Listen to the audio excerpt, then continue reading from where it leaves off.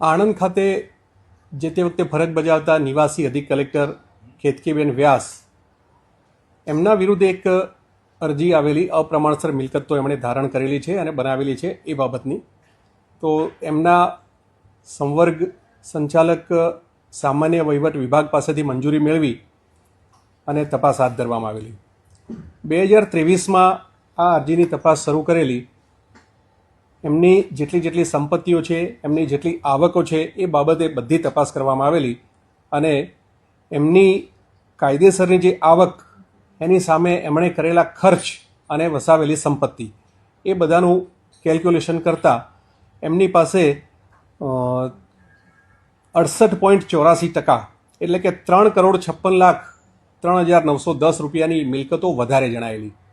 આ વધારે જે મિલકતો ઊભી કરેલી એનો એ સંતોષકારક ખુલાસો ના કરી શકેલા, એ આવક ક્યાંથી આવેલી એનો ખુલાસો ના કરી શકેલા. એટલે એ બાબતે એમના વિરુદ્ધ અપ્રમાણસર મિલકતો એક જાહેર સેવક તરીકે વસાવવા બદલ એમની વિરુદ્ધ ભ્રષ્ટાચાર નિવારણ અધિનિયમની કલમ 13(1)(b) અને 13(2) એ મુજબ ગુનો દાખલ કરી આગળ તપાસ હાથ ધરેલી. તપાસ દરમિયાન કેતકી વ્યાસ તેઓ સેશન્સ કોર્ટમાંથી પણ આગોતરા જામીન મેળવવા ગયેલા. સેશન્સ કોર્ટે પણ એમની આગોતરા જામીન અરજી નામંજૂર કરેલી. ત્યારબાદ હાઈકોર્ટમાં પણ ગયેલા અને ગુજરાત હાઈકોર્ટે પણ એમની આગોતરા જામીન અરજી નામંજૂર કરેલી.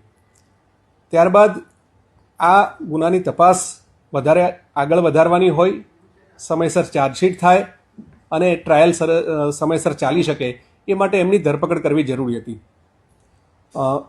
અમદાવાદ શહેર ક્રાઇમ બ્રાન્ચનો સંપર્ક કરી અને એમની મદદથી એસીબીએ એમનું લોકેશન ટ્રેસ કરાવ્યું અને ત્યારબાદ શેલા ગામ ખાતે એમની બહેનના ઘરે એ લોકો રહેતા હતા, ત્યાંથી ગઈકાલે સાંજે એમને ધરપકડ કરી અને અમદાવાદ શહેર ક્રાઇમ બ્રાન્ચે એસીબીને સોંપેલ છે. એસીબીએ ગઈકાલે સાંજે એમની ધરપકડ બતાવી છે અને આજે એમનો જે શિવાલિક લીગસી બોડકદેવ ખાતે જે ફ્લેટ છે એ ફ્લેટ જે સીલ કરેલો હતો તપાસ દરમિયાન, એ ફ્લેટ ખોલી અને એમાંથી એમની સંપત્તિનું પંચનામું કરવાનું છે એ માટેની આગળની કાર્યવાહી ચાલી રહી છે. આપના પોતાના પ્લેટફોર્મ લલકારને લાઈક કરો, ફોલો કરો, સબસ્ક્રાઇબ કરો અને શેર કરો.